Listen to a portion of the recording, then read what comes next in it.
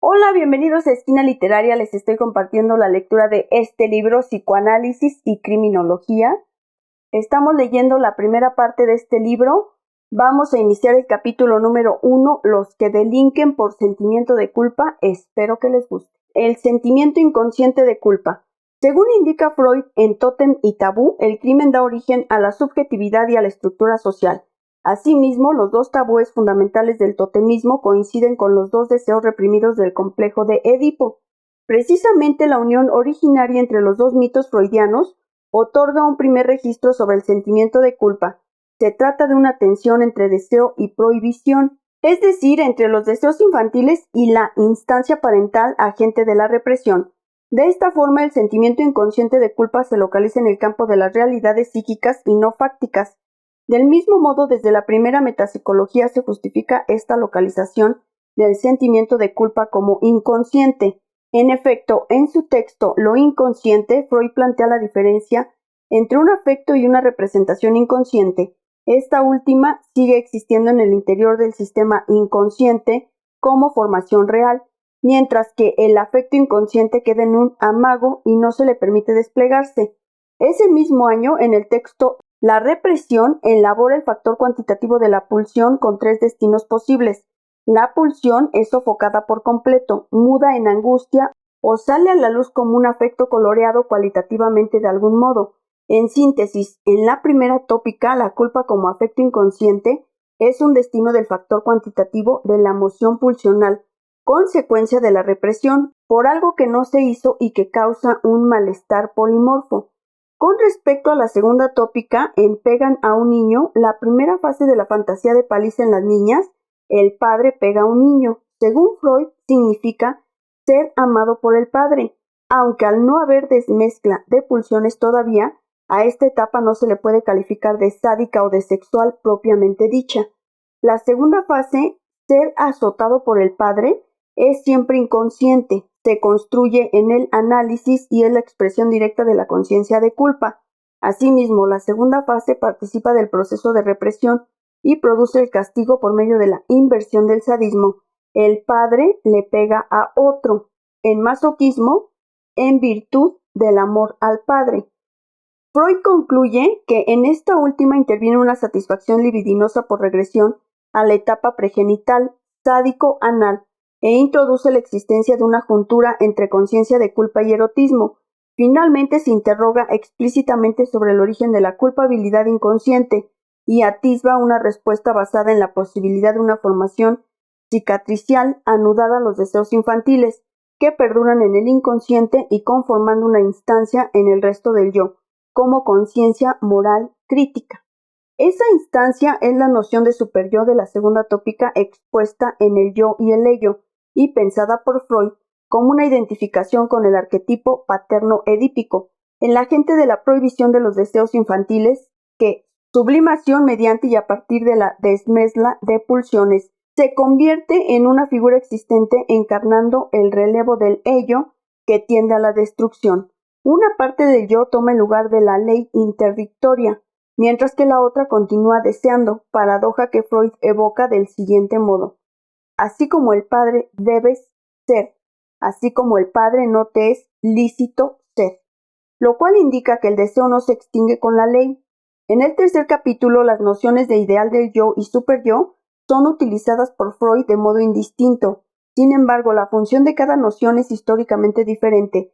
El ideal del yo surge como instancia moderadora en Introducción al narcisismo, mientras que el superyo es una instancia acosadora y surgida de la segunda tópica. Freud pone de relieve esta contradicción cuando en las nuevas conferencias de introducción al psicoanálisis distingue en el superyo las funciones del ideal del yo y conciencia moral.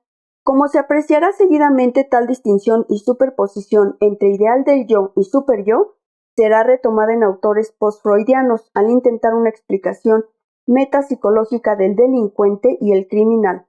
Ahora bien, en el quinto capítulo de El yo y el ello, Freud incluye una fina descripción clínica. El sentimiento de culpa es mudo y el sujeto no se siente culpable sino enfermo, aunque con su sufrimiento expía una falta ignorada que encuentra su representante en el castigo o en el síntoma.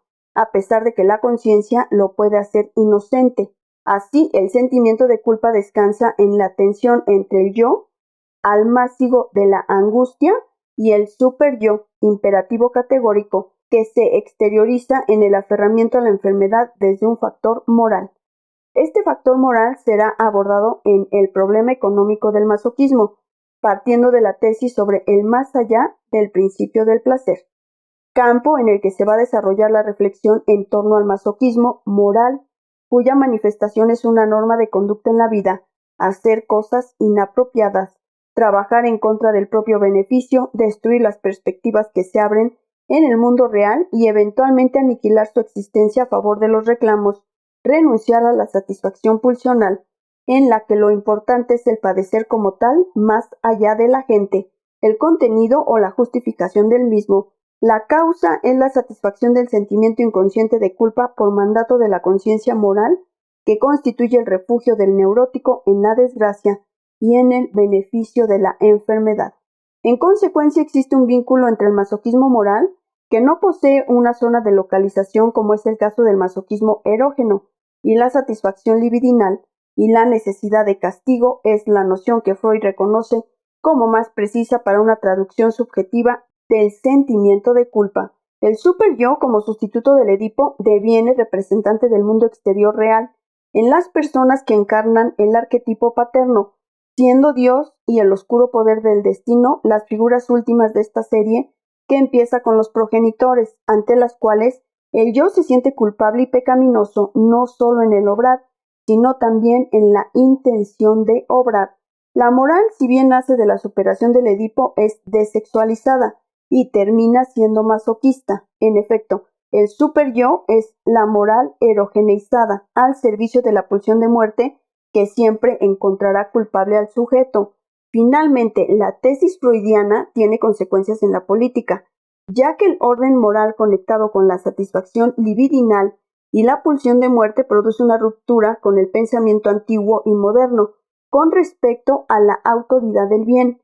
Ahora bien, en los dos últimos capítulos de El malestar en la cultura, Freud retoma en conjunto todos los argumentos anteriores y los somete a un nuevo examen tomando como eje el funcionamiento del superyo, autoridad externa internalizada y segundo grado de la conciencia moral, como severa exigencia a la renuncia pulsional, que cuanto más se cumple, más se exige. En consecuencia, tanto el propósito como el obrar resultan equivalentes. Por esto Freud llama refuerzo al superyo, que encarna la pulsión de muerte, haciendo fatal e inevitable el sentimiento de culpa.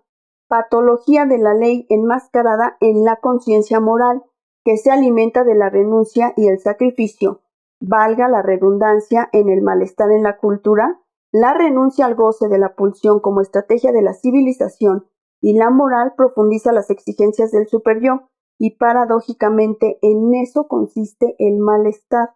Ahora bien, según la terminología lacaniana, el sentimiento inconsciente de culpa es el efecto de la barra sobre el sujeto.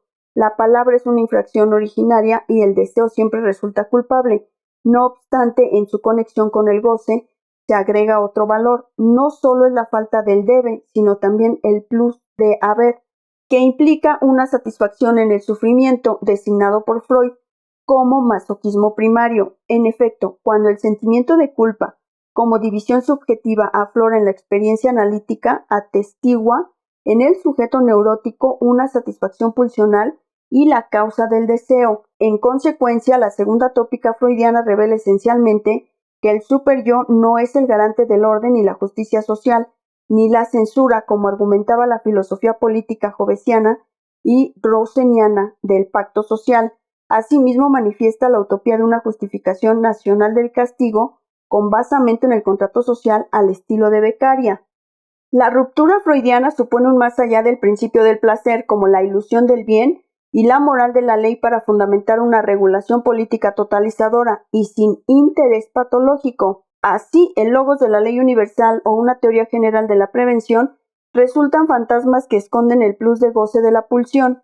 Este breve recorrido permite a modo de conclusión algunas puntuaciones que servirán de prólogo al texto sobre los delincuentes por sentimiento de culpa. 1. En toda su obra y cada vez que se refiere al sentimiento de culpa, Freud lo describe como amago, intención, renuncia o cobardía. 2. Tal descripción permite una clara distinción entre sentimiento de culpa, previo en su ejecución real o intención, y arrepentimiento posterior a la acción consumada. 3. La culpabilidad se caracteriza por su polimorfismo y se la define como sin localización en el inconsciente. 4. El sentimiento inconsciente de culpa es un dato de estructura y también indica una posición subjetiva, es decir, la culpa es un índice del sujeto en la medida en que introduce una hiancia entre deseo y goce. 5. La necesidad de castigo, a diferencia del sentimiento de culpabilidad inconsciente, es aquello que se puede captar y aprender de modo más patente en la práctica clínica. 6. Detrás de la ley trascendente y desinteresada que produce el sentimiento inconsciente de culpa, se ocultan el masoquismo moral y la pulsión de muerte que Freud denominó desde 1923 necesidad de castigo. Espero que les esté gustando la lectura de este libro Psicoanálisis y Criminología de Juan Pablo Moyo. Los espero en el siguiente video para continuar con esta lectura. Muchas gracias por escucharme.